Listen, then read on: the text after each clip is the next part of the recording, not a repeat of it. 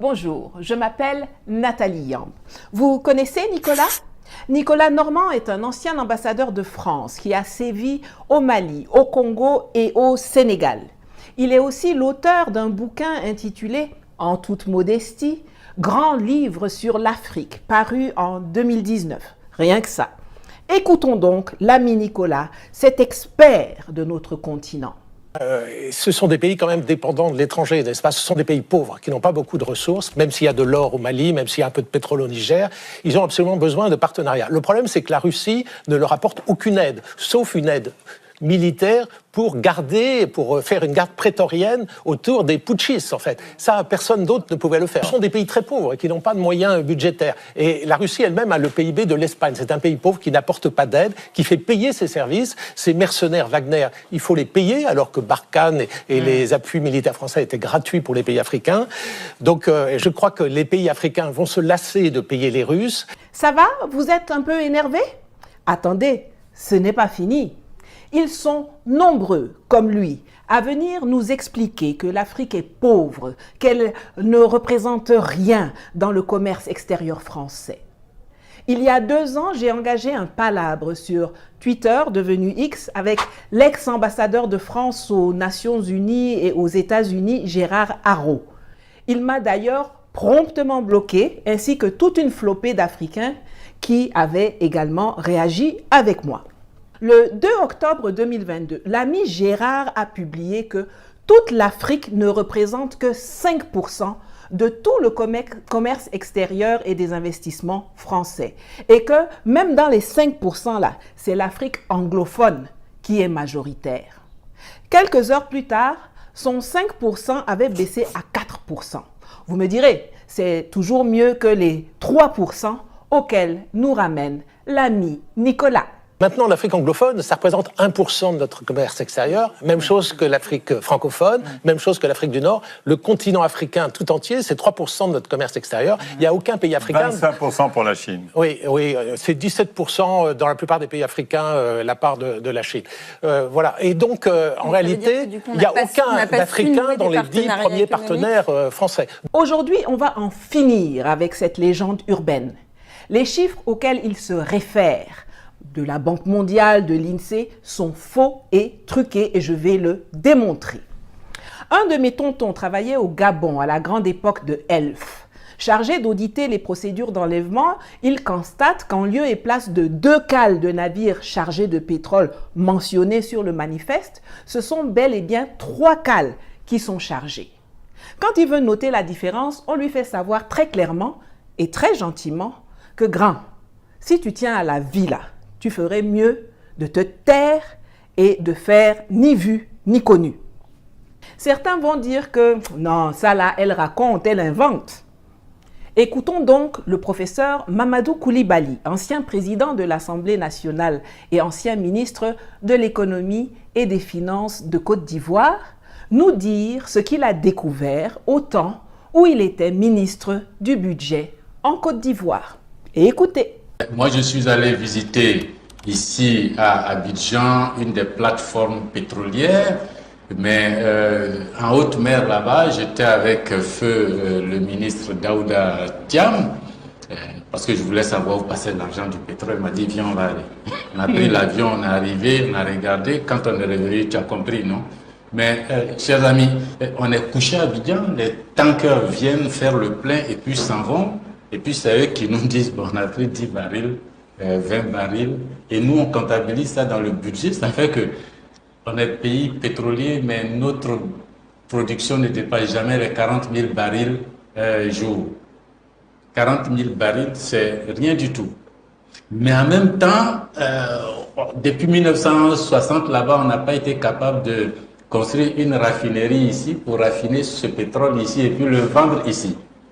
Ce petit pétrole-là s'en va et puis on commande du pétrole nigérian pour le raffiner ici et le vendre ici. Après, on se plaint des fluctuations du dollar. Il ne faut pas vous en tenir aux parités, au taux que les gens donnent. Ce n'est que la partie visible. Ce qu'il dit là, qui se passait en Côte d'Ivoire en 2000, ça rejoint, ça corrobore ce que le Congolais Pascal Lissouba, qui fut premier ministre de 1963 à 66, puis président de la République du Congo de 92 à 97, a raconté pour la postérité, c'est-à-dire pour nous, dans un documentaire en 2001, Magnéto.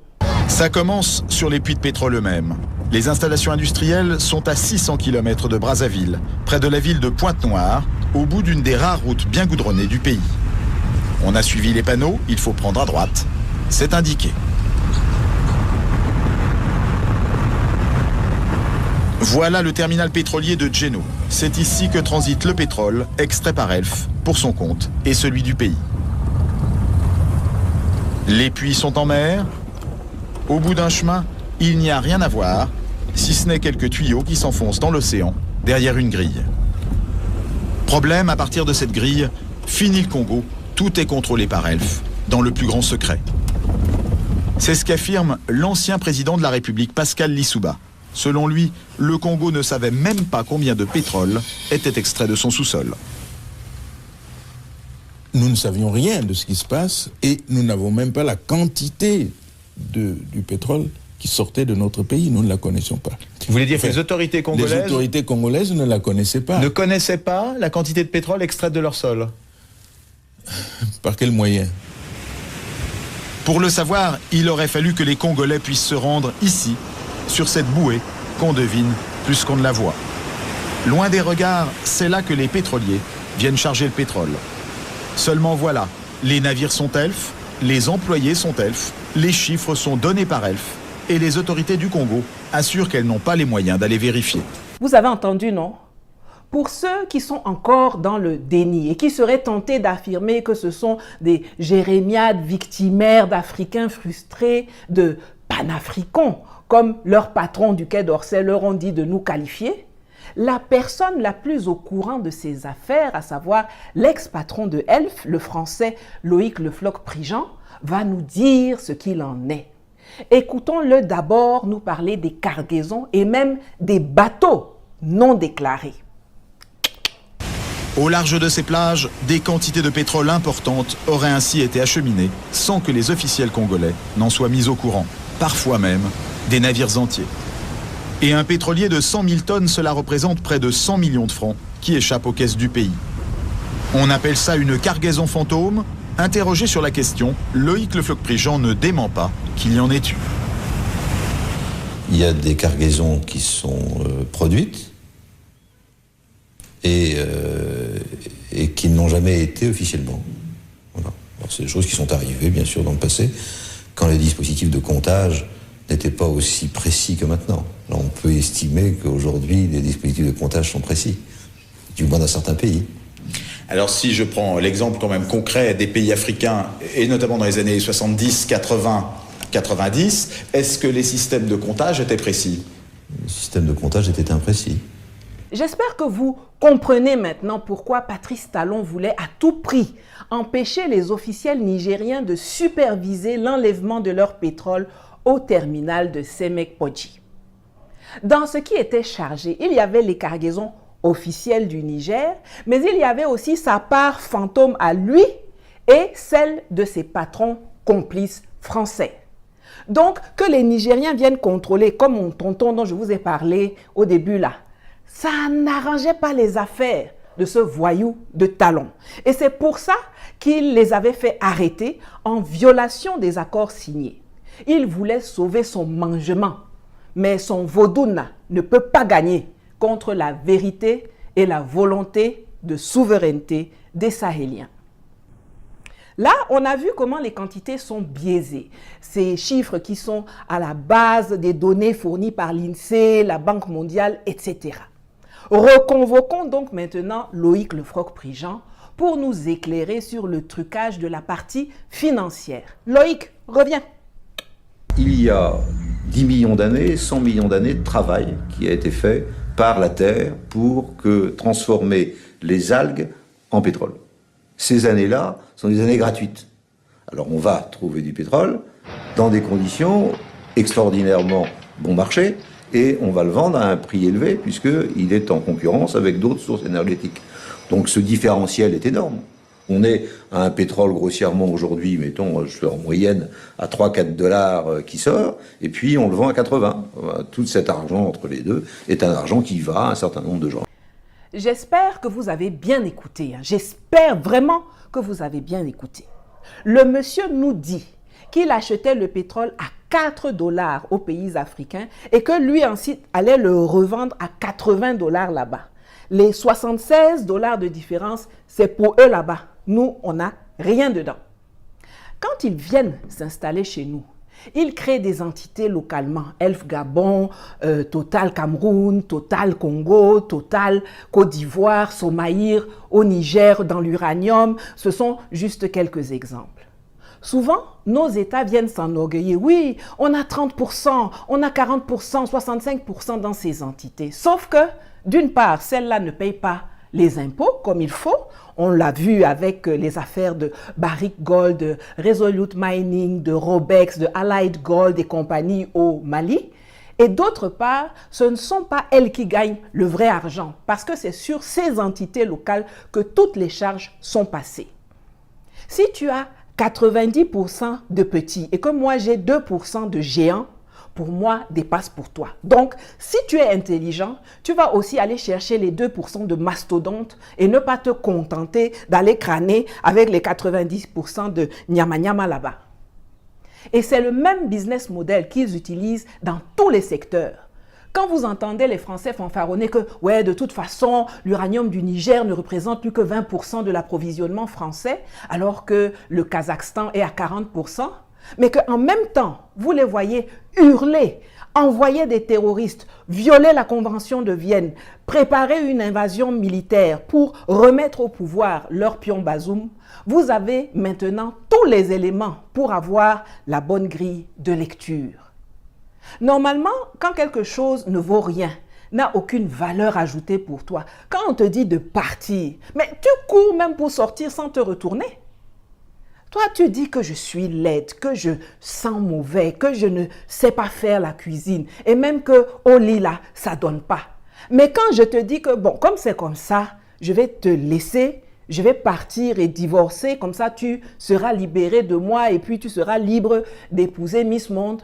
Te voilà qui te roule par terre, qui t'accroche à mes pieds, qui va rameuter toute la famille pour me convaincre de rester, qui va poser 18 cadenas sur la porte, verrouiller toutes les fenêtres et qui va même jusqu'à embaucher des vigiles armés en leur disant que je ne dois pas sortir et que si je sors, ils n'ont qu'à même tirer sur moi. Aïe!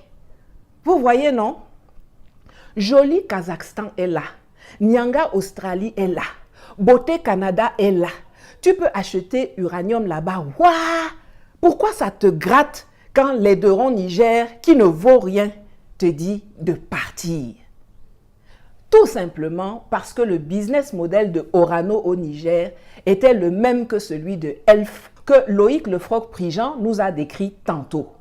Au Niger, ils achetaient à petit prix de l'uranium qu'ils revendaient au prix du marché en se faisant des marges de tonnerre. Alors que chez les Miss Kazakh, Australie et Canada, là, il est obligé de payer ça au prix du marché et sa marge est mingiri comme ça. Et je le répète, c'est pareil dans tous les secteurs. Cette usine n'est toujours pas construite. Non, elle n'est pas construite. Donc la Suisse et la France achètent du minerai brut qu'ils mais ils n'achètent pas. Non. Depuis 1966, ils extraient, ils exploitent, mais ils n'ont jamais payé un franc. Comment ça se fait, ça? Ben oui, mais c'est comme ça, parce que, comme c'est l'uranium, nous ne devons rien dire. Et aussitôt qu'on veut essayer de demander, de parler, on nous fait taire. Ah. Absolument. Depuis 1966 jusqu'aujourd'hui, mais il s'agit ni la France ni la Suisse n'a versé un franc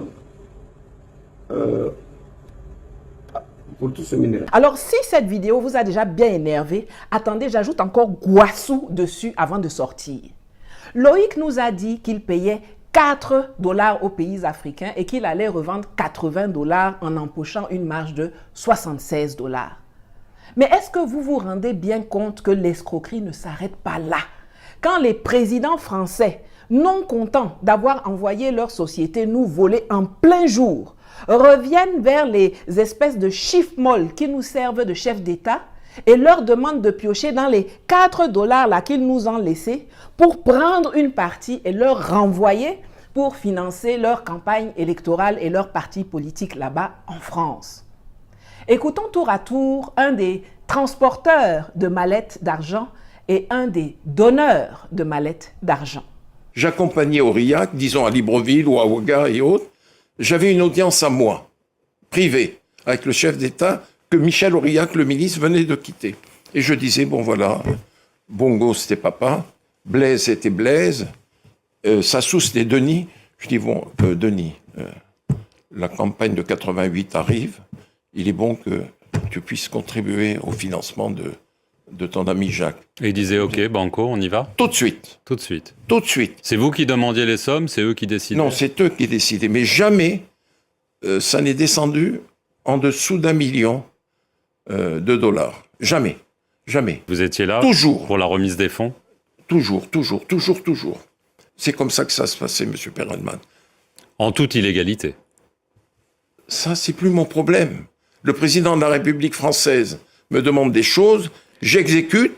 Le président d'un État africain envoie son émissaire. Moi, je ne suis en rien là-dedans. Vous ne vous êtes jamais servi au passage? Jamais. C'est mal me connaître. En 1995, parce qu'il faut qu'on avance, vous dites aussi là qu'il y avait des contributions. Bongo, Sassou, Compaoré, le maréchal Mobutu. C'est le même mécanisme. Ensuite, exactement le même. Vous dites qu'en 95, pour la campagne, c'était au moins 10 millions de dollars. Absolument. Alors, en 2002, on revient, parmi les nouveaux donateurs, si j'ose dire, de ce système quand même étonnant, Abdoulaye Wade, le président, et Laurent Gbagbo, beaucoup plus étonnant, président de gauche. Il a avoué à sa sortie de prison de la Cour pénale internationale que vous et Dominique de Villepin, vous l'avez fait cracher au bassinet. Président, pourquoi vous donnez les 3 millions d'euros, c'est-à-dire les 2 milliards dont vous parlez? Parce qu'ils m'ont demandé. Mais vous ne donnez pas à tous ceux qui vous le demandent. Ah non, mais écoute, c'est Chirac. Dont acte. Je récapitule. Les impôts, ils ne paient pas. Les charges, ils nous facturent. La quantité, ils sous-déclarent. Et ce qu'ils déclarent, ils sous-paient. Et ce qu'ils sous-paient là, ils récupèrent une partie pour financer leurs activités politiques en France. Alors après, quand ils viennent sur les plateaux télé ou dans les réseaux sociaux avec leur long nez, leurs lèvres pincées et leurs doigts crochus, vous dire que l'Afrique ne représente que 3% du commerce extérieur et des investissements français, pour fermer leur bouche là, postez dorénavant le lien de cette vidéo que je termine en laissant la parole au meilleur sachant de ces pratiques. J'ai nommé le président français Jacques Chirac. On oublie seulement une chose, c'est qu'une grande partie de l'argent qui est dans notre porte-monnaie vient précisément de l'exploitation, depuis des siècles, de l'Afrique. Pas uniquement, mais beaucoup viennent de l'exploitation de l'Afrique. Alors, il faut avoir un petit peu de bon sens, je ne dis pas de générosité, de bon sens, de justice, pour rendre aux Africains, je dirais, ce qu'on leur a pris. Voilà, vous savez ce qu'il vous reste à faire. Likez, commentez, partagez le lien et si vous le pouvez, contribuez à mes cagnottes dont le lien s'affiche à l'écran. À bientôt.